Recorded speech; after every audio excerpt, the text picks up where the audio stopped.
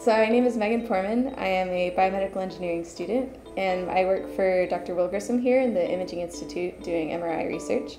And I'm also on my second year of the VISe NIH Training Grant Fellowship. So the training grant is essentially a program that's meant to augment your own research abilities while you're on campus. So that is done in part by classes, but what really sets the VISe training grant apart is that you get to go into the operating room. And so I would go into the OR, put scrubs on. I even got to scrub in and go up next to the patient a couple times. And you really kind of get to see how the tools that are relevant to your research are used, what the current problems are, and where your sort of field of interest can fit into actually impacting the patient care.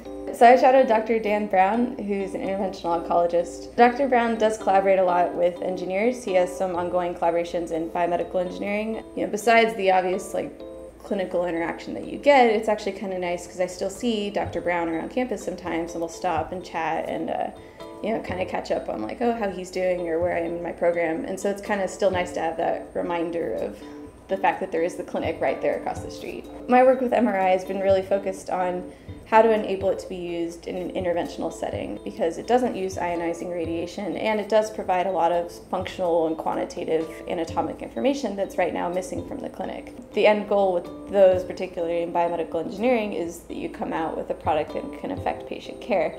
And so knowing what patients need, or being able to interact with the clinicians to hear from them what they would need, and then again understanding the regulatory environment that you're working in, is a very helpful skill that I think the training grant has at least started the process of learning about.